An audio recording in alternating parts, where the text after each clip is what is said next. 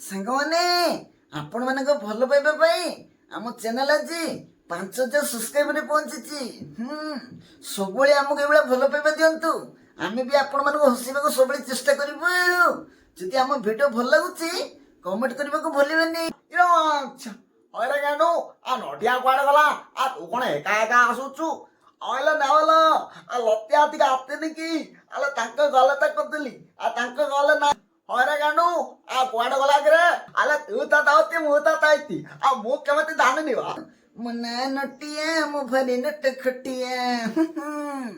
ହରି କଣ ହେଲା? କାହିଁକି ଖୋଜୁଥିଲ?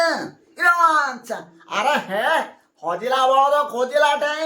ଆରେ ନଟିଆ ଆଜି କଣ ଖେଳିବାକୁ ଯିବାନି କି? ଆରେ ଏତେ ଲେଟରେ କଣ ଆସିଲୁ? ହଇରେ ନେଉଳ, ଖେଳିବା କଥା ଛାଡେ। ଆଜି ଆମ ଗାଁ ଶିବ ମନ୍ଦିରରେ ଅରୁଆ ଭାତ ଘାଣ୍ଟ ଖଟା ହଉଛି।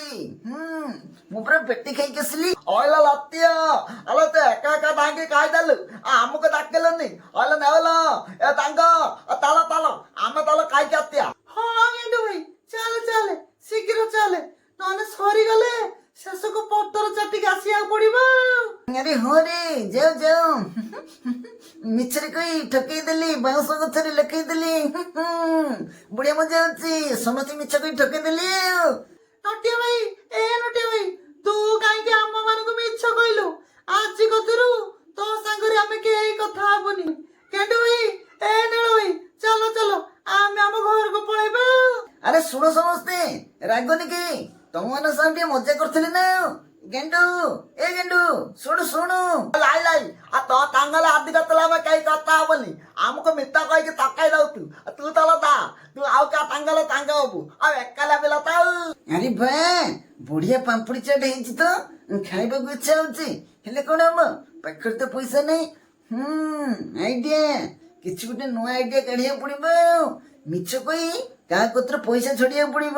ଆରେ ହେ, ବଂଶୀ କାକା ଶେଣୀ ଆସୁଛନ୍ତି, ତାଙ୍କରି କତିରୁ 1,000 ଟଙ୍କା ମାଗିକି ରଖିଦେବି। ଆଉ ବଢିଆ ଆଇଡିଆ ମୁଣ୍ଡ ଜୁଟିଛି। ହଇରେ ନଟିଆ, ଏ ହାଟଟା ମଝିରେ ଖୁଣ୍ଟଟା ଭଳିଆ କାହିଁକି ଠିଆ ହେଇଛୁ କିରେ? ବାପ, ବଂଶୀ କାକା, ବାପାଙ୍କ ଦେହ ଭାରି ଖରାପ, ଘରେ ଟଙ୍କାଟେ ବି ନାହିଁ ମେଡିସିନ କିଣିବାକୁ। ମୁଁ ଏଠି ଠିଆ ହେଇ ଭାବୁଛି କେମିତି ମେଡିସିନ ନେବି। ଜଟିଆରେ ଏମିତି କଣ ହେଇଗଲା ରେ? ବାପ, ହାଟକୁ ପରିବା ପାଇଁ ଆସିଥିଲେ ରେ ବାପା। ଏଇ ନେ 1,000 ଟଙ୍କା, ବାପା ନାଗି ଔଷଧ କିଣିକି ନେଇଯିବୁ। ମୋ ହୃଦୟକୁ କନ୍ଦେଇ ଦେଲୁ ରେ ବାପା। ମୁଁ କଣ କରିବି? ବନ୍ଧୁ ହେଇ ଯଦି ଅସୁବିଧାରେ ସାହା ନ ହେବି, ମୁଁ କି ବନ୍ଧୁ ମ? ମୁଁ ଯାଉଛି, ଘରକୁ ଯାଉଛି ରେ ବାପା। ଆଉ ପଇସା ନେଇକି ଆସିବି। ତୁ ଜଲ୍ଦି ଜଲ୍ଦି ମେଡିସିନ ନେଇକି ଘରକୁ ପଳା। ଯାଉ, ବଂଶୀ କାକାଙ୍କୁ ମାଗିବା ଆଗରୁ 1,000 ଟଙ୍କା କାଢିକି ଦେଇଦେଲେ। ଭଲ ହେଲେ। ଆଉ ଆଜି 1,000 ଟଙ୍କାରେ ପୁରା ପେଟେ ଖାଇକି ଯିବି। ବୁଦ୍ଧି ଥିଲେ ସବୁ କାମ ସମ୍ଭବ। ଟେଣେ ଜଟିଆ ଘର ତ ଦେଇକି ଯାଉଛି ରେ ବାପା। ତା ଘର ଆଡେ ଟିକେ ବୁଲି ଆସିବି ଆଉ। ହରେ ଜଟିଆ, କେମିତି ଅଛୁ ମ? ତୋର ଏମିତି ହବ ବୋଲି ମୁଁ ସ୍ୱପ୍ନରେ କେବେ ଭାବି ନଥିଲି ରେ ବାପା। ବାପ, ଆରେ ବଂଶୀ, ଆରେ କାନ୍ଦୁଛୁ କାହିଁକି? କଣ ହେଇଛି? ଆରେ କାନ୍ଦ ବନ୍ଦ କର ବଂଶୀ।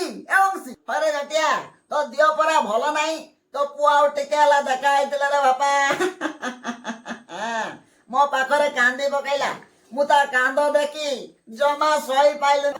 1,000 ଟଙ୍କା କାଢିକି ତାକୁ ଦେଲି, ତୋ ଲାଗି ମେଡିସିନ ନେଇକି ଆସିବ। ତୁ କହୁଛୁ ତୋର କିଛି ହେଇନି।